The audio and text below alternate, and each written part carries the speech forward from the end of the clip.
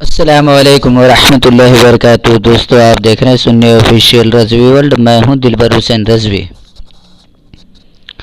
وہابیوں کے امام ابن تیمیہ لعنت اللہ علیہ، یہ دنیا کا سب سے پہلا کافر و فاسق مشرک ہے جس نے پوری امت کے اندر اختلاف کیا۔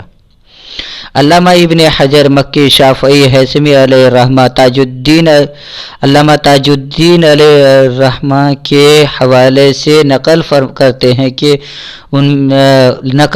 ہیں جن اقوال کو، ان میں سے میں چند قول بیان کروں گا آپ کے سامنے، اور پھر انشاءاللہ کل میں ان تمام قول پر جو رد میں جن علماء نے کتاب لکھی ہے تمام کتابوں کا حوالہ بھی پیش کروں گا۔ 3 طلاق سے ایک ہی طلاق واقع ہوتی ہے، یہ ابن تیمیہ کا فتویٰ ہے، اور یہ فتویٰ حضرت عبداللہ ابن عباس اور حضرت عمر رضی اللہ تعالیٰ عنہ کے فتوے کے خلاف ہے، اور خود قرآن مجید سورہ بقرہ آیت نمبر 229 کے خلاف ہے۔ حالت حیض میں بیت اللہ کا طواف جائز ہے اور کوئی کفارہ نہیں۔ یہ مسئلہ ائمہ اربعہ کے خلاف ہے اور یہ حدیث کے خلاف ہے۔ جو شخص اجماع کی مخالفت کرے اسے کافر و فاسق نہ کہا جائے۔ جو شخص بھی اجماع کی مخالفت کرے اسے کافر و فاسق نہ کہا جائے، اس لیے کہ ابن تیمیہ خود اجماع کی مخالفت کرتا تھا۔ خدا تعالیٰ کی ذات میں تغیر و تبدل ہوتا ہے، اس پر 3 کتابیں لکھی گئی ہیں۔ اس بات کی رد میں، ابن تیمیہ کی اس عقیدے کی رد میں 3 کتابیں لکھی گئی ہیں۔ اللہ تعالیٰ جسم والا ہے، اس کے لیے جہت ہے اور وہ ایک جگہ سے دوسری جگہ منتقل ہوتا ہے۔ اس پہ 2 کتابیں میرے پاس موجود ہے، اس کی رد میں 2 کتابیں موجود ہیں ابن تیمیہ کی اس قول کی رد میں۔ خدا تعالیٰ بالکل عرش کے برابر ہے، نہ اس سے چھوٹا ہے نہ بڑا۔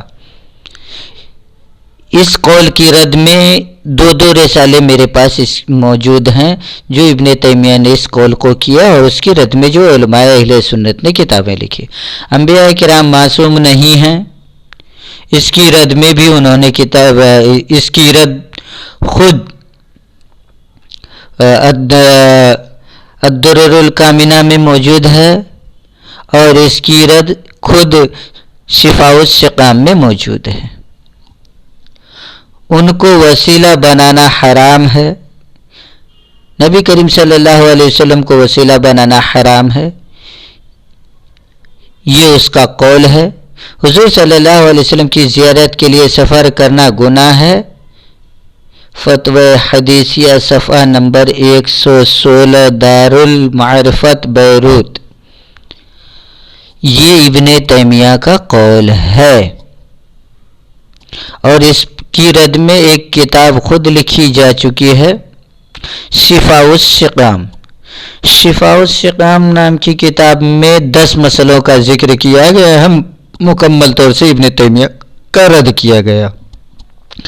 ابن تیمیہ کا خیال ہے کہ حضرت علی رضی اللہ تعالیٰ عنہ نے 300 سے زائد غلط فتوے دیے ہیں۔ فتوی حدیثیہ جلد اول صفحہ 116 پر یہ بات مذکور ہے۔